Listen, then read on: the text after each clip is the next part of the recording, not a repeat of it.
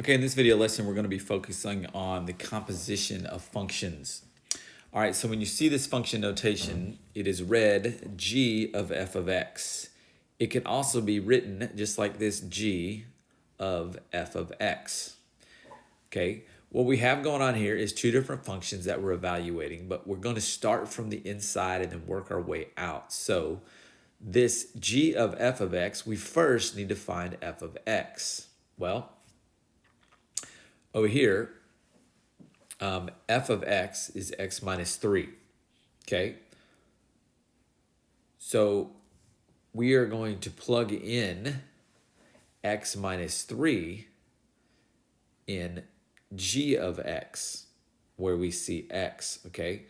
So notice we find f of x and then we plug it into g of x. So f of x then would be squared, fx squared plus 2. So x minus 3 gets replaced everywhere you see an x in the function g of x. So x minus 3 squared plus 2. And then we're going to work that all out. Now, if that doesn't make sense, just follow along in some examples, and it will. Okay? So we looked at the front side in the last video. We're going to look at the back side of your notes. All right? So it looks like this. Of course, yours is blank, but this just kind of talks about the different notations. So again, let me just highlight here. Please get used to seeing g of f of x, okay? Or to, that function and this function say the same thing, all right? But again, we're going to find f of x first and then plug it into g of x. So let's go ahead and take a look at some examples. Now, this first section actually gives you the values of the given that f is these ordered pairs 1, 2, 3, 4, and 5, 4, and then g is this is the domain and range 2, 3, 4, 3, and 6, 1. Okay, so this first one, and let me cover this up so we can work one at a time, but so I can show you each line. But this says to find f of g of 2. We could write that as f of g of 2. All right, but that's what we're evaluating. Now again, in this example, you have your domain and range given to you. So in the first part, g of 2, here where we have g of 2. Well, look up here at g. When the x is 2, the y is 3. So what you'll notice is that the g of 2 equals 3. So then what we're looking, if g of 2 equals 3, then what we're going to do now is find f of 3. And then you go up here to f and you see that when x is 3, the y is 4. So f of g of 2 is 4. We first found g of 2, which is 3, and then we plugged that into f. We found f of 3, and f of 3 is 4. All right, so that's how that one works. All right, now let's take a look at another one. Let's look at number 11. All right, and instead of covering that up, let me just go ahead and show you. So this one says find h of g of 2. Again, I always like to just kind of write it out. It looks a little bit different, but h of g of 2. So they're giving you the value 2. You're going to find h of g of 2. Well, to find that, we have to start with g of 2. Well, look up here. The function g of x is x squared minus 3x plus 4. So everywhere we see an x in this function, we're going to replace x with a 2 because that's what it's asking us to evaluate g of 2. So you see in that first line here, g of 2 is equal to 2 squared minus 3 times 2 plus 6. So g of 2 then, when you work all that out, you get 2 squared is 4, minus 3 times 2 is negative 6, or minus 6, and then plus 6. All of that equals 4. So we know that g of 2 equals 4. So now instead of saying we're finding h of g of 2, we're finding h of 4. So we plug h of 4 in. So we go over here to h, and you can see that the function h is 4x minus 1. So where we see the x, we're going to replace now with 4, because that's what g of 2 equals. So h of 4 is 4 times 4, that's 4x, minus 1. Of course, 4 times 4 is 16, and 16 minus 1 is 15. Therefore, h of g of 2 equals 15. All right, now let's take a look at another example. So now we're going to look at number 13. It says h of g of x, okay? Well, they haven't given you a value to evaluate, but you're going to find h of g of x.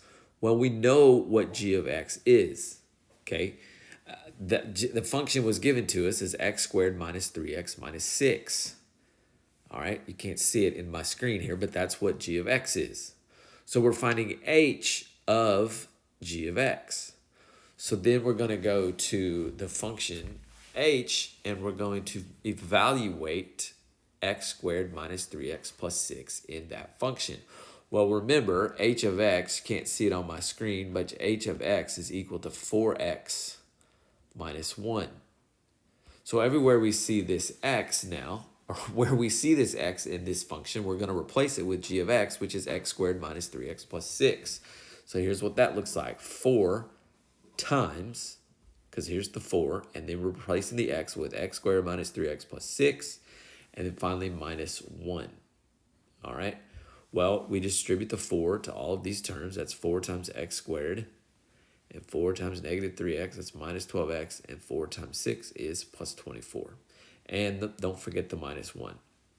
All right, so h of g of x, that's 4x squared minus 12x, and then 24 minus 1 is 23, plus 23. All right, that's a look at number 13. I think we'll take a look at. All right, so I'm going to go ahead and do this last number 14. I'm going to go ahead and work it out. If you feel like you already understand how to do it, then you can go ahead and start working on your assignment. But I'm going to work out 14, g of h of x. Okay, again, another way, the way that I would write that is g of h of x.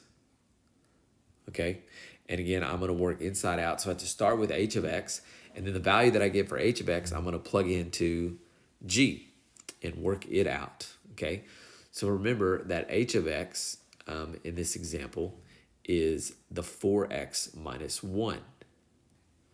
So I'm going to be finding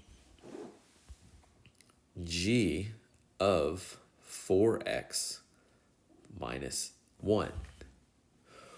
Well, g of x, I'll go ahead and zoom this back out, but the g of x, or the g function, is x squared minus 3x minus 6. That means I have to take this 4x minus 1, and every time I see an x, I have to replace it and put it in parentheses. So x squared minus 3x plus 6. Let me show you what that looks like. So I'm going to zoom back out. So just as a reminder, let me go and just write that out. G of x is equal to x squared minus 3x plus 6. All right, so back to our problem. If we're finding g of h of x, and we know that h of x is 4x minus 1, then in this g of x function, we have to replace x with 4x minus 1. So here's what that looks like. X squared, that would be 4x minus 1 squared minus 3, and then again in parentheses, or times 4x minus 1, and then plus 6. So now I have to evaluate this. Now this starts with 4x minus 1 squared. So this is where we're going to have to do the FOIL method. Okay, let me go over here and I'll go ahead and work this out. That's what it would look like if I were in the classroom. 4x minus 1 in parentheses times 4x minus 1. And we use the FOIL method. We do 4 times 4x, and then 4x times negative 1. Then we do the negative 1 times 4x, and then negative 1 times negative 1. All right. When we do that, the 4x times 4x is 16x squared. And then the outside terms, the 4x times negative 1 is minus 4x. And then we're also going to get a minus 4x when we do the inside, negative 1 times 4x. If you're not sure how to do this, you can Google FOIL method and you'll see some examples. But then you have negative 1 times negative 1 and you get plus 1. Okay? And then you always have these like terms, minus 4x, minus 4x. And this is all going to equal 16x squared minus 8x plus 1. So I'm going to replace this over here. I'm going to replace 4x minus 1 squared with the 16x squared minus 8x plus 1. So I'm just going to rewrite that. That's going to be 16x squared minus 8x plus 1. Now, if I keep working, I have a minus 3 times these two terms. So I'm going to distribute negative 3 to both of those. Negative 3 times 4x, well, that's minus 12x.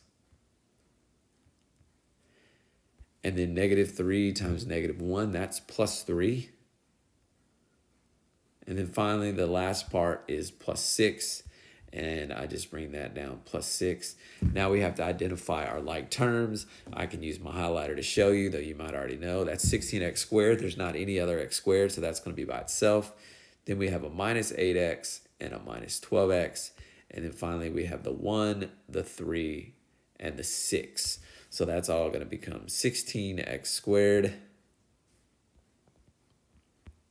And then when we combine our minus 8x minus 12x, we get minus 20x. And 1 plus 3 plus 6, that's going to be plus 10. Plus 10.